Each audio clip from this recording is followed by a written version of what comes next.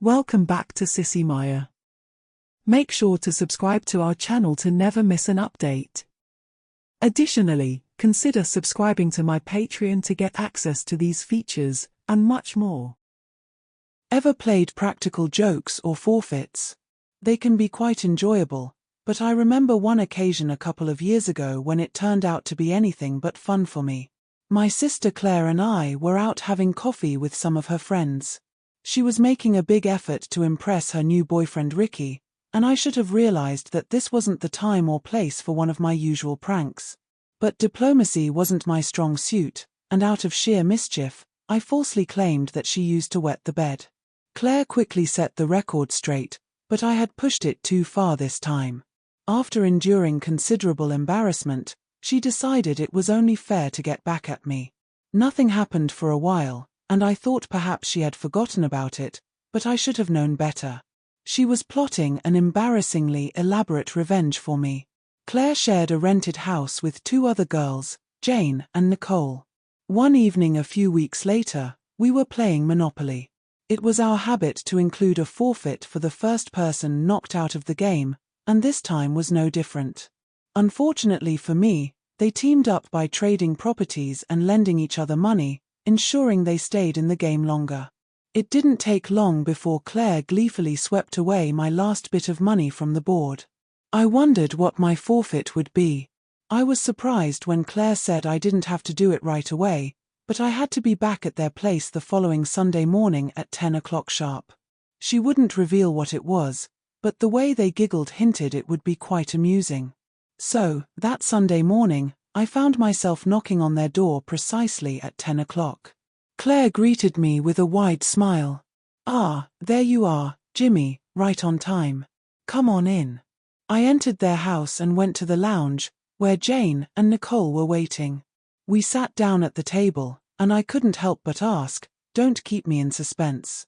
What's the forfeit? I've been wondering all week." Claire grinned broadly. "Well, we're going to dress you up. That's it," I said. "Yeah. As a baby girl." I was taken aback. "A baby girl? Seriously? I'm not keen on that." "Exactly. That's the whole point. Can't you think of something else?" "Certainly not. Remember that time you humiliated me in front of Ricky and the others? Well, now it's your turn to be humiliated, and I can't think of anything much more embarrassing for you than being dressed up as a sweet little baby girl." It was a point of honor that we never refused to carry out a forfeit, so I sighed and said, "Oh well, I suppose I'd better let you have your fun. What happens next? Do you have something for me to wear?" "We sure have," laughed Claire. "I've been hoping and preparing for this moment for quite some time. Let's go up to my room, shall we? I've got everything ready." Giggling loudly, Jane and Nicole each took one of my hands and led me up the stairs with Claire leading the way. We went into her bedroom, and I gulped when I saw a complete baby girl's outfit laid out on the bed. Even an already folded nappy and large-sized baby pants. "Where on earth did you get this lot?" I gasped. "Easy," grinned Claire. "I borrowed them from my friend Angela. She had the baby frock made up last year for a fancy dress do. She's about your size, so it should fit you all right." She picked it up, a large baby frock, and held it up for me to see, relishing my expression of distaste at the prospect of wearing it. And no wonder. The dress was typical of what you would expect to see a baby girl wearing. It was made of white satin, had a Peter Pan collar and short puff sleeves, a row of buttons down the back, and a sash belt that tied at the back in a bow. In addition, the frock had some pink smocking across the front. Nothing could have been more humiliating to wear, but then, it was supposed to be a punishment, I suppose. "Right, dear brother," said Claire, "get undressed. Quickly now." I began removing my clothes, and because we'd all used their jacuzzi unclothed several times in the past, my nudity was something that didn't bother anybody, and a few moments later I was stranding there as nature made me. As soon as I was undressed, Claire said, "Now then, Jimmy, get up on the bed and lie down on the nappy face up." I obediently climbed up onto the bed and lay down on the nappy as I nervously contemplated what was to come. As soon as I was in position, Claire expertly brought the bulky nappy up between my legs and fastened it securely at the front with 4 pink locking nappy pins. Picking up the pair of translucent plastic baby pants, she said botty up, and I obliged her so that she could slide the baby pants over my feet and up my legs into position. She tucked the elasticated leg and waist in around my nappy, and I was now completely waterproof. That done, she told me to stand up. Picking up the baby frock, she held it up and I put my head and arms into it. Then, as if I were a little toddler, she pulled it down around me and fastened the row of buttons up my back before securing a hook and eye at the top behind my neck. She pulled the 2 ends of the sash belt together behind me and tied it in a neat non-slip double bow. I suddenly felt imprisoned in this cutest of little girl dresses. I was already beginning to feel like a baby girl, and could feel myself blushing profusely.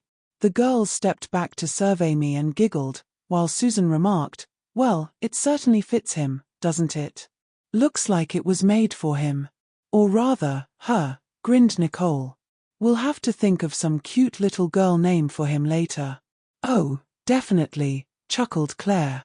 "Now, sit down, Jimmy, and I'll put your shoes and socks on."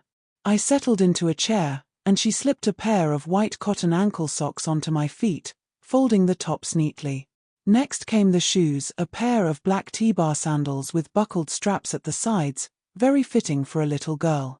She squeezed my feet into them and secured the straps tightly to ensure I couldn't kick them off. Glancing at me, she grinned and said, "Oh yes, very nice. Stand up and take a look at yourself in the mirror." I rose to inspect myself in the full-length mirror and groaned with embarrassment. Apart from the obvious differences, I was rapidly becoming a caricature of a cute little girl. Claire stood back, smiling. "Yes, I think we're getting there," she said. "But before we proceed, we'd better prevent you from interfering with what we have planned for you." Opening a drawer, she retrieved a pair of leather fingerless mittens. "All right," she instructed, "hold out your hand and make a fist." I wasn't thrilled about being rendered helpless, but reluctantly complied.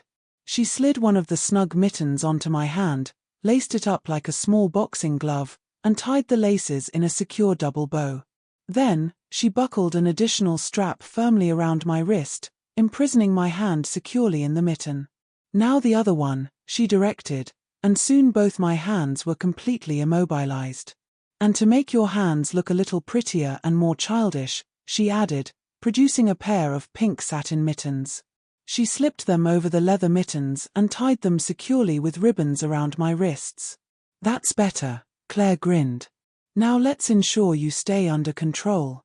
After all, we can't have you wandering around, can we?" She opened another drawer and withdrew a large set of white leather baby reins, adorned with playful baby-themed decorations and 3 small bells that jingled as she shook them. I stared at them incredulously. "Where did you even find those?" "Same place as the mittens," Claire grinned. "One of my friends makes leathercraft, and she made these for me. Cute, huh?" She held them out to me and said, "Come on, little girl, put your arms in." Curiously, I complied, and she swiftly moved behind me to fasten the securing chest strap tightly. Adjusting the 2 shoulder straps snugly, she ensured the reins fit securely. The reins also featured several D-rings that seemed designed to anchor the wearer to nearly anything. With my hands helplessly bundled in mittens, escaping the straps and getting out of the reins was impossible. "So far, so good," Claire assessed, stepping back to admire her handiwork. "Now, come downstairs for the next stage of your transformation." Taking my hand, she and the girls led me downstairs and out through French windows onto a patio in the backyard. It was a beautiful summer morning, and the garden looked inviting. But what caught my attention was something even more intriguing. On the patio stood a large baby's playpen, but this was no ordinary one. Its base was a wooden pallet covered with a padded white plastic sheet adorned with colorful nursery characters and baby motifs. Surrounding the square base were vertical white painted bars about 3 feet tall, featuring a small array of colored counting beads on one side. What caught my attention most was a solid-looking vertical wooden post also about 3 feet high, positioned at the center of the base. From it hung several white leather straps, with ropes lying on the mattress. I had little doubt about their purpose or who was meant to occupy the playpen. "Now just a moment," I said nervously. "You're not really going to put me in there, are you?" "Spot on," grinned Claire. "Well, I'm not sure about this," I hesitated. "Do I really have to?" "Absolutely. It's all part of your forfeit. But just in case you're thinking of backing out, let's not forget that false expense sheet you submitted to your company last year. You know, the one where you were supposed to be working in Paris for a week but finished the job in 2 days and spent the rest of the time on a company-funded vacation.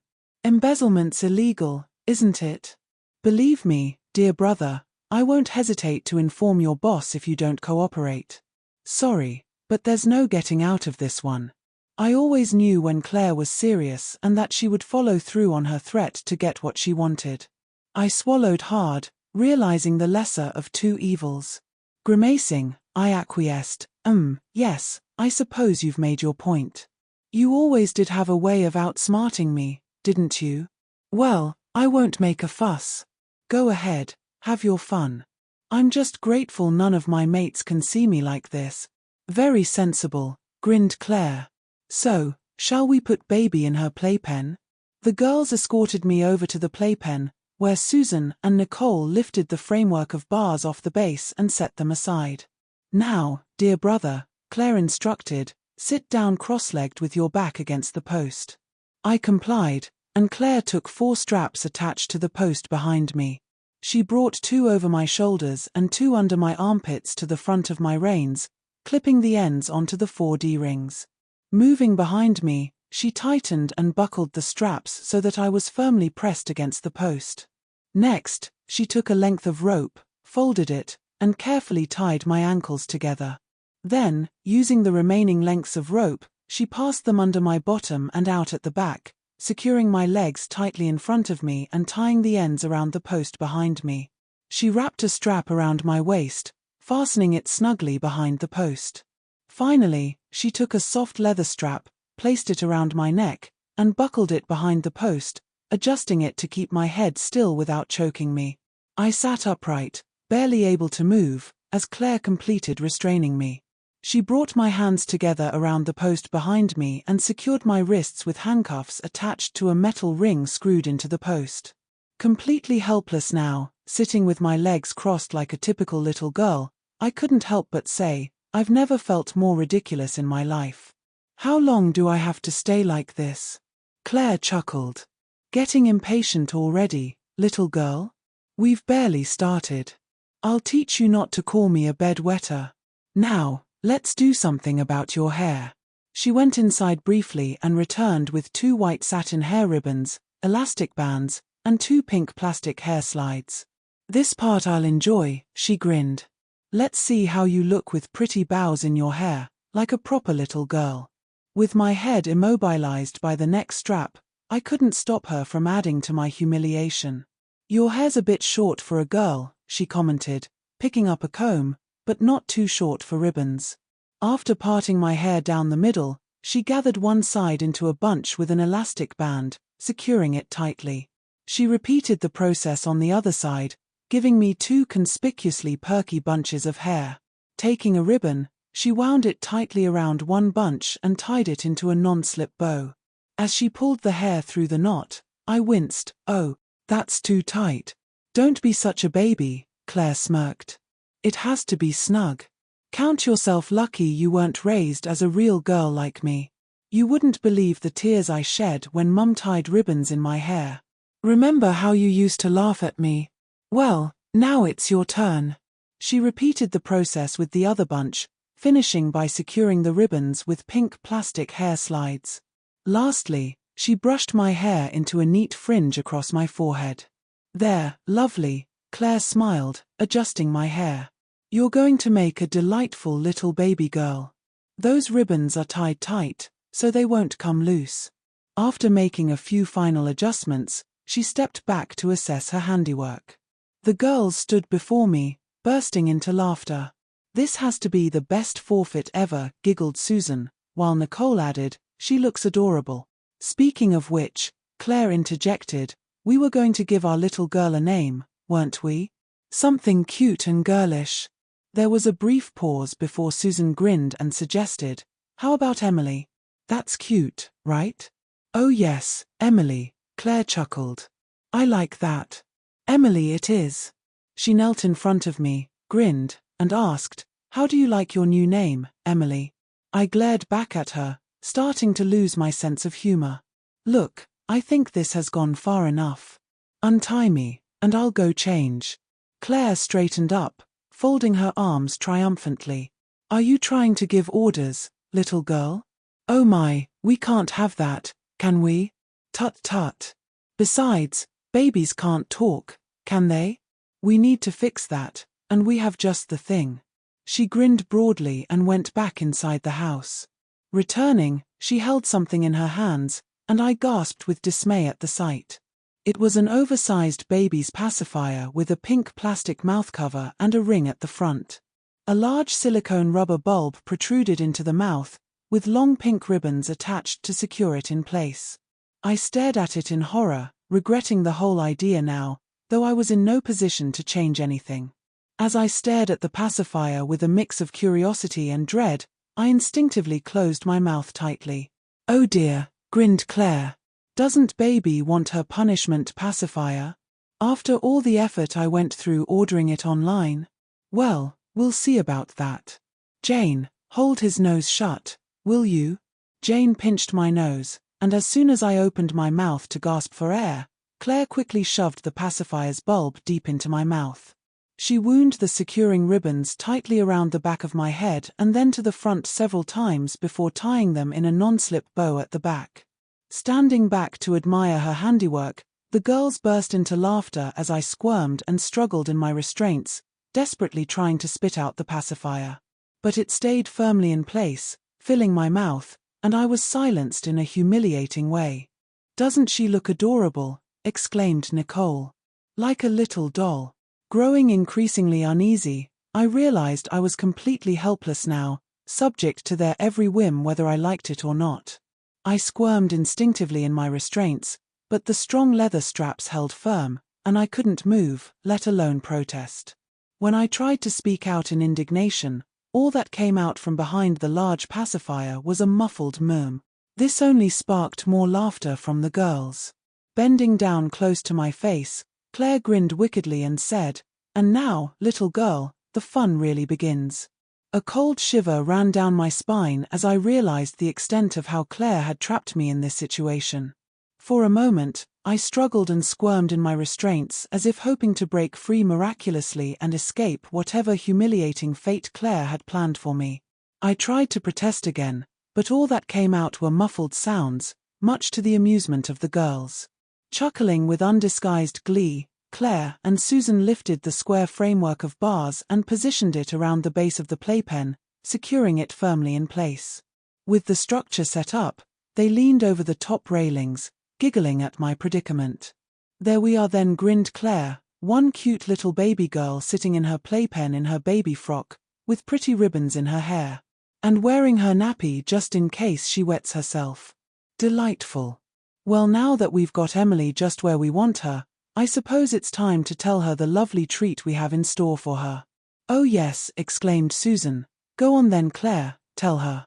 "Well, Emily," said my sister, with a broad smile of amusement on her face, "guess what? We've got visitors coming for lunch. We knew how gorgeous you would look, and not wishing to keep it to ourselves, we've invited my boyfriend Ricky and your mate Ted and his wife Maggie. I also asked Angela, who lent me the outfit, Hilary Peters from your office, and your girlfriend Fiona, of course.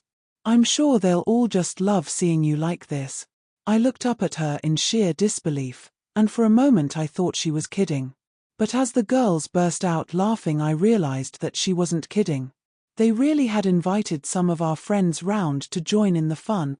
Horrified at the prospect, I suddenly burst into a paroxysm of struggling as I squirmed and heaved helplessly against my restraints. I forgetfully tried to yell out in protest, but once again, the only sound I could make was a muffled which made the girls laugh even more until tears of mirth ran down their cheeks. Watching my reaction with undisguised amusement, Claire suddenly said, "Just a minute, I've got to have a record of this." She went indoors for a moment, and I gave a muffled groan of despair when she came out again with her digital camera in her hand. My heart sank as I immediately realized what she could do with the photographs, but immobilized as I was in no position to do anything about it. And Claire certainly took advantage of the fact. She looked at her camera and said, "I think we're going to have quite a little gallery of pictures by the time we've finished, won't we, little girl?" True to her word, she moved slowly and deliberately around me and began to shoot a series of photos of me from every angle, particularly some close-ups of me staring wide-eyed over my dummy. It was awful as I saw my humiliation being recorded for posterity. Finally satisfied, she put her camera down. "All right, Emily," she said with a grin, "now you just sit there and see what it's like being a cute little baby girl sitting in her playpen while we go and get lunch ready. Have fun, won't you?" The girls all chuckled, and giving me a little wave, they went indoors, leaving me out on the patio like a typical little infant left to her own devices. The time passed slowly. I sat there in the warm, fine weather, and could hear the world quietly humming around me. The sound of the birds, the faint shouts of children playing in the distance, and the occasional sound of a car going down the street were almost relaxing, as much as my restraints would allow. From time to time the girls came out both to tease me and to check that I was okay, but it felt like an age before they re-emerged from the house to await their guests. They took some chairs out of the garden shed and arranged them in a semicircle around the playpen, together with a couple of low tables. It seemed they were lining everything up as if for a theatrical performance, and I could guess what the star attraction was going to be. Then they retreated indoors and returned bearing drinks, placing them on the tables before settling into their seats. They gazed at me with satisfied grins, and Claire took a sip of her drink before remarking, "Is our little baby girl thirsty?" Truth be told, I was, so I nodded. She chuckled and added, "Don't worry, babykins, we'll give you a drink soon. In a baby bottle, of course. Won't that be fun?" I rolled my eyes in despair, imagining what that experience would entail. The girls chatted leisurely in the warm summer breeze until I startled at the sound of the front doorbell ringing. The first guests had arrived. I sat there helplessly, trying to anticipate our friends' reactions upon seeing me dressed up in my baby outfit and confined in a playpen. It wasn't difficult to guess. "Well, Emily," giggled Claire, "looks like some of your admirers are here. I can't wait to see their faces." She disappeared into the house, and moments later, I heard laughter. Claire reappeared on the patio with Ted and Maggie, who burst into laughter upon seeing me. "Oh boy," chuckled Ted. "I didn't realize you'd adopted a baby girl. Doesn't she look cute?" "She's absolutely adorable," giggled Maggie. "And that outfit is just lovely. What a fantastic idea with the playpen, Claire. Where did you find it?" "Ricky put it together for me, he's quite handy. And Angela lent me the baby dress," grinned Claire. "She had the whole ensemble made for a costume party, and luckily, it fits Jimmy perfectly. Or should I say, it fits Emily perfectly." "Emily?" "Yes, that's the name we've chosen for our little baby today. Isn't it sweet?" "I think it's hilarious," chuckled Maggie, leaning on the playpen rail and peering down at me. "Well, baby Emily," she smiled, "you've certainly found yourself in an interesting situation, haven't you? And the clever part," added Nicole with a grin, "is that he's securely tied up in those sturdy baby reins and anchored to that post in the middle of the playpen. He can't move. All he can do is sit there quietly like a good little girl." "And a very quiet little girl at that," chuckled Claire. "With that dummy secured in her mouth, she can't make a sound." "You mean her mouth, don't you?" corrected Jane with a grin. The laughter gradually subsided, and they settled into chairs arranged in a semicircle around me while Claire served another round of cold drinks. All I could do was sit there quietly, sucking on my pacifier, my face burning with humiliation under my baby bonnet. Ted and Maggie continued to glance at me from time to time with wide grins, occasionally chuckling in amusement. About 30 minutes later, the doorbell rang again. Jane jumped up and grinned at me, saying, "That'll be Fiona and Hilary. I'll get it." She hurried to the front door, and I heard Fiona's unmistakable laughter. I cringed in dreadful anticipation, and sure enough, moments later, Jane emerged with Fiona and Hilary. They walked over to the playpen, peered down at me, and burst into laughter. Well, well, giggled Fiona, what a precious little girl, all snug in her playpen. She glanced at my restraints and added, and it looks like she can't do much about it, can she? That's for sure, chuckled Hilary. And with that pacifier in her mouth, she's a very quiet little baby, isn't she? Very well-mannered. I strained helplessly against my baby reins, unable to move, my face burning with embarrassment as Fiona turned to Claire and remarked, "When you said you were going to make him pay for calling us a bedwetter, you certainly meant it, didn't you? What a perfectly fitting punishment. He must be squirming." "Oh, he absolutely is," laughed Claire. "I don't think he'll be trying anything like that again anytime soon." Just then, the doorbell rang once more, and Jane announced, "Ah, that'll be Angela. Good, that means we can have lunch soon." She disappeared into the house and returned with Angela, who took one glance at me and burst into laughter. "Oh my goodness," she giggled, "what a darling little baby. And that baby dress is just perfect on him, isn't it?" "Perfect on her," corrected Claire. "And we've named her Emily. Such a sweet little name." "Emily? Oh yes, I absolutely agree," laughed Angela. "It suits her perfectly, doesn't it?" "Now that everyone's here," said Jane, "let's serve lunch." "I'll help," offered Claire, and the two girls vanished into the house for a few minutes while the guests settled in, teasing me with playful remarks about how well-behaved I was as a little girl. Jane and Claire soon returned with trays of food, and they all sat around, enjoying a lunch of ham salad, sandwiches, white wine, and coffee, while I sat silently in my playpen, pacified and unable to speak. Taking a sip of wine, Claire glanced at me and grinned. "Hungry, Emily?" she smiled. "Don't worry, we'll give you your lunch in a moment. We have something really special planned for you." Jane giggled knowingly, and I braced myself, knowing my lunch was about to become the next part of their amusement at my expense. After they finished their meal, the girls gathered up the dishes, and before taking them inside, Claire shot me a mischievous grin. "All right, Emily," she said, "now it's time for your lunch. Just sit there like a good little girl, and we'll fetch you some delicious food. Won't be long." With that, she disappeared indoors with Jane and Nicole. I dreaded what kind of meal awaited me, knowing it wouldn't be ham salad and wine. Unfortunately, I was right. About 10 minutes later, they returned, Claire carrying a tray of food. On it sat a jar of infant vegetable dinner with a tiny plastic spoon, a bowl of mushy cereal, and a baby bottle of milk. Setting the tray on a low table, Claire dismantled the playpen bars to reach me.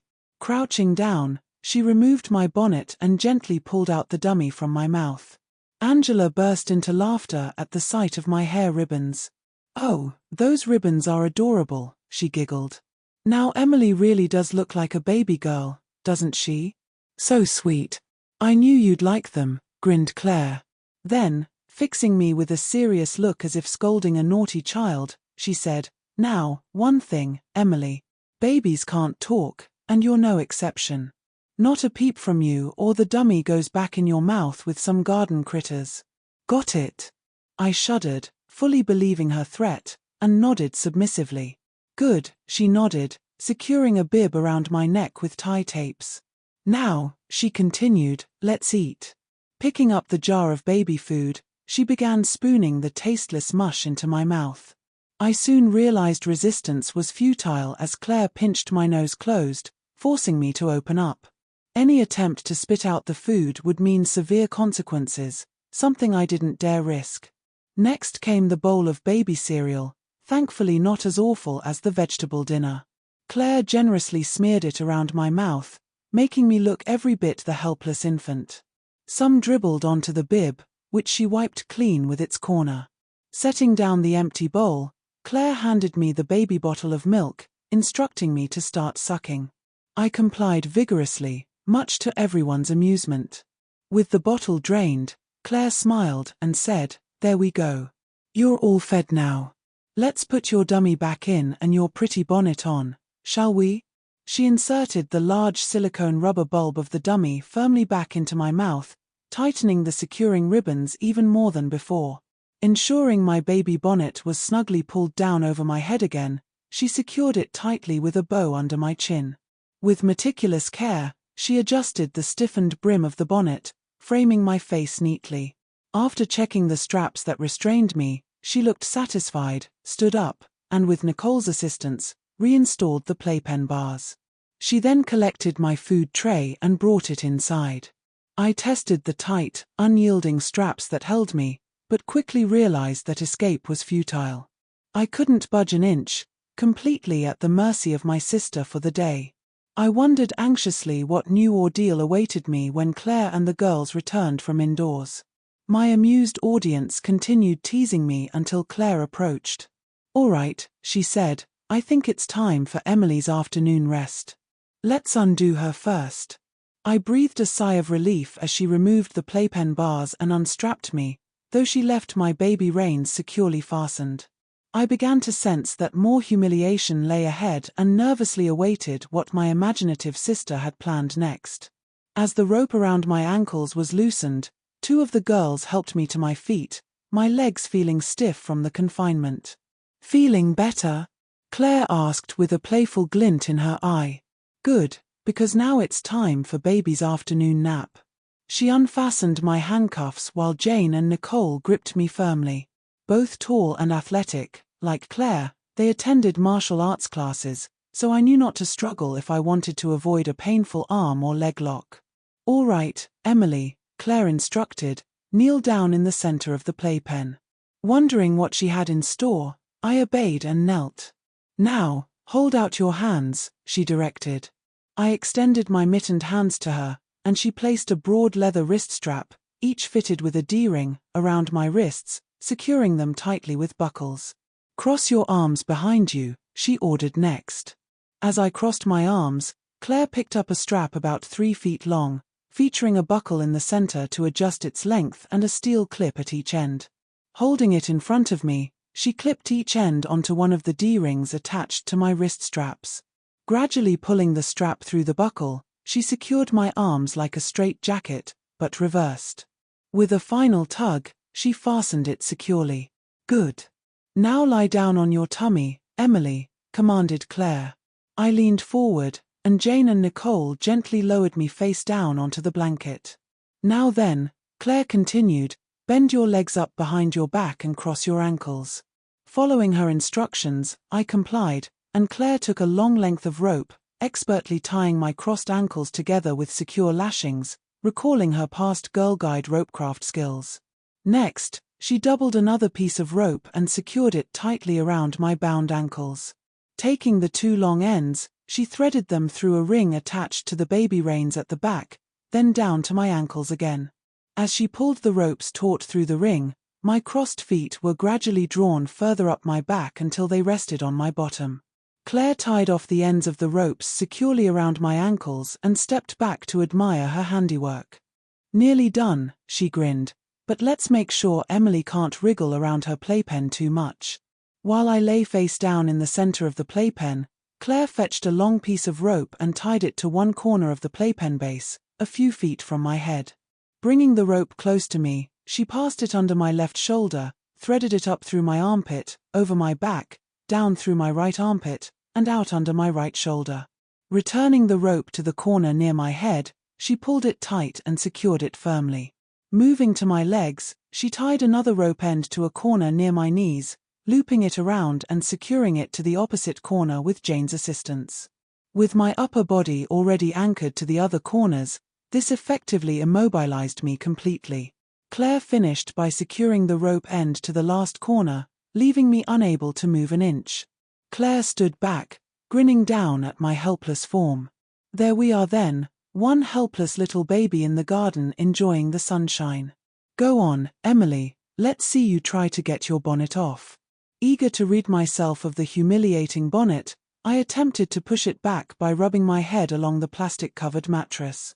Despite my efforts, shaking my head, wriggling, and squirming, the bonnet stubbornly remained in place.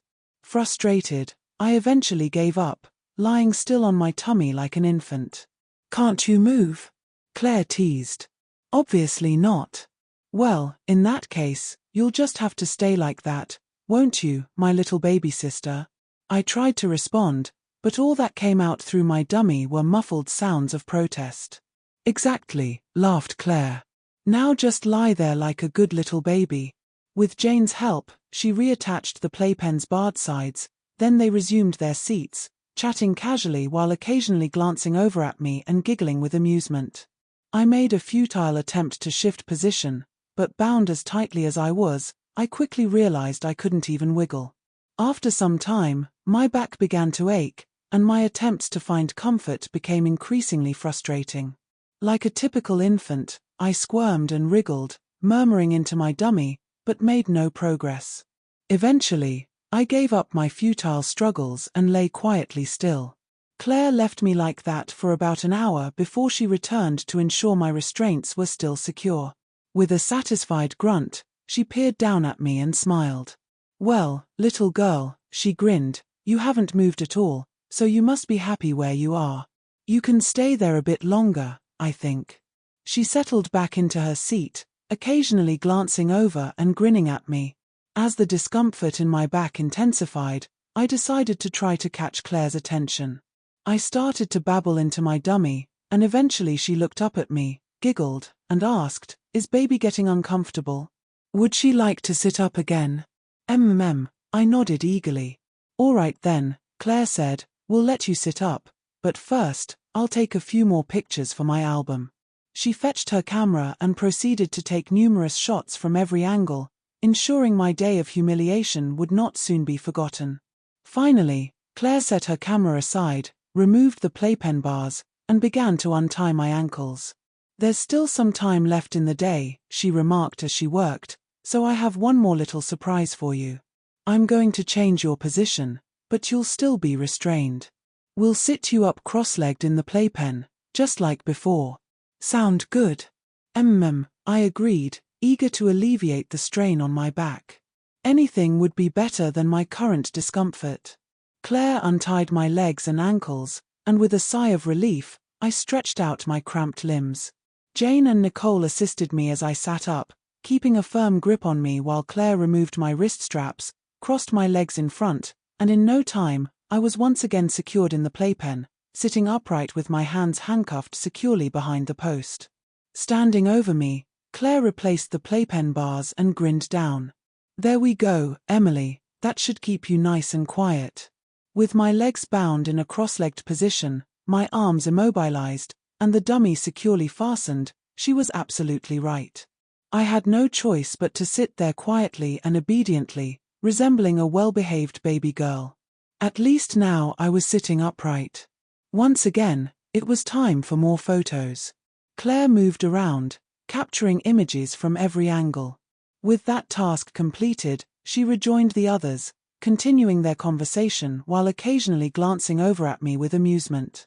After a short while, she glanced up at me, smiling warmly. "You know, I do adore how the bonnet frames Emily's sweet little face with that big dummy in her mouth, but I still favor the effect of those darling hair ribbons. Let's have another look at them, shall we?" She approached me, unfastening my baby bonnet and carefully adjusting my hair ribbons. After securing them neatly, she gently combed my fringe forward and inspected her handiwork with a murmur of approval. "Yes, that's lovely," she smiled. "Those bows in your hair remind me so much of how I used to look as a child. You probably don't remember, but Mum insisted I wear my hair like that until I was 10, and by then, I despised it. Felt like a proper twit. Now, sit here like a good little girl while I make us all a cup of tea." She disappeared indoors and returned a few minutes later with a tray of tea and biscuits, which she distributed among her friends. As they sipped their tea, a sudden urge to use the restroom gripped me. The pressure on my bladder grew, and I squirmed and writhed, struggling not to give in. Jane noticed my discomfort and grinned. "Looks like Emily's trying to tell us something," she remarked. Claire chuckled, glancing over at me. "Yes," she agreed. "And I think we all know what it is. Baby wants to go wee-wee," She smiled mischievously. Go ahead, Emily, do it. After all, that's what diapers are for, isn't it? The girls gathered around the playpen, amused smiles on their faces, anticipating what was to come. And they knew when it did. As my efforts to hold on failed, I let out a muffled groan of resignation, and a warm stream filled my diaper. With a final small moan, I felt the wetness spread between my thighs and bottom. Good baby, Claire laughed. Did you make wee-wee in your diaper? The girls erupted into laughter, and I sat there, utterly humiliated. After a few more teasing remarks, they returned to their seats, leaving me in the playpen, completely helpless. As the sun shifted, its warmth enveloped me, and I began to feel its heat. Claire glanced over, chuckling softly. You know, Emily, we better protect you from getting sunburned. And I've got just the thing to cover you up. I know you won't like it, but that's part of the fun. Just sit tight like a good little girl, and I'll fetch it. With that, she got up and disappeared into the house. I wondered nervously what she had in store, but didn't have to wait long. She returned moments later, carrying a hooded red rubberized cotton rain cape from her childhood days. Dread washed over me as I realized what came next. Here we go, she laughed. This will shield you from the sun. And I'm sure you'll look adorable in it. She draped the cape over me and fastened all the buttons at the front, securing them up to my neck. Drawing up the pointed pixie hood, she buttoned it snugly under my chin. Adjusting the hood forward, she remarked, There you go, little one. No chance of sunburn now. Kneeling beside me, she tucked the hem of the rain cape under me all around, enveloping me completely in the red rubberized cotton cocoon. Jane giggled, commenting, You're right, Claire. She looks adorable peeking out from under that cute pixie hood. The others chuckled in agreement, and Claire added, Yes, this will do just fine, I think. And let's capture a few more photos to complete the album. This is going to be quite the gallery, isn't it? She picked up her camera once more, documenting this moment of my utmost humiliation for her digital collection. Setting the camera aside under her chair, Claire glanced at me and said, Now, Emily, don't get too chilly, okay? With a final chuckle, she settled back into the shade. Under the warm afternoon sun, I soon began to sweat profusely within the rain cape's confines. Sweat trickled down my face, and I squirmed uncomfortably, mumbling into my dummy. Claire noticed and quickly deduced the issue. What's wrong, baby Emily? She asked. Feeling a bit warm? MMMMMMP. I murmured. Ah, I thought so, grinned Claire, casually resuming her conversation with her friends. Time crawled by, and despite occasional attempts to adjust my position, I remained immobilized. Claire's expertise with ropes ensured I couldn't budge. After another hour, she stood up and inspected me. Goodness me, she laughed. Your face is as red as a beet. Well, I'm not ready to release you just yet, little one. You can endure a bit longer. I groaned behind my dummy as she returned to her seat. Finally, the guests began to depart. After a few teasing remarks, they left, leaving me alone with Claire, Jane, and Nicole. Once the last guest was seen off at the front door, the girls returned to the garden and peered down at me. Claire smiled and said, All right, baby Emily, I think you've paid your dues. But before I let you go, let's have a chat, shall we? She unbuttoned the hood of my rain cape and pulled it back from my head. Undoing the ribbons securing my dummy, she removed it from my mouth. I sighed with relief and wiggled my sore jaw. Oh, thank goodness, I exclaimed. Please, never do that to me again. Well, I won't, she said coolly, as long as you don't behave like such a fool again. Otherwise, with the help of those lovely photos I've taken today, I might just have to repeat the whole ordeal with a few friends. Clear? It certainly was. The thought of enduring another session under Claire's control, with those photos as leverage, was enough to make me shudder. I knew as well as she did that those images could ensure my good behavior from now on. Clear, I replied meekly. My sister knew she had the upper hand now, grinning triumphantly as she continued, All right then, dear brother. I think you've had enough for one day. Let's get you out of this. After removing the playpen bars, she knelt down, unbuttoned the rain cape, and pulled it off me, laying it on the ground. Surveying me, she remarked, "My goodness, you're drenched, aren't you? Must have shed a few pounds. Let's see about these knots."